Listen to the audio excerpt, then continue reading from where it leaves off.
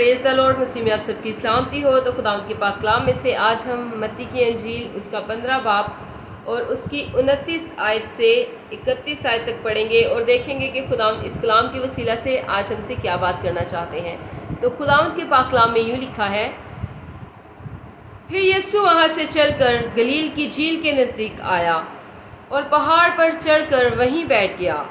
और एक बड़ी भीड़ लंगड़ों, अंधों, गूंगों, टुंडों और बहुत से और बीमारों को अपने साथ लेकर उसके पास आई और उनको उसके पाँव में डाल दिया और उसने उन्हें अच्छा कर दिया।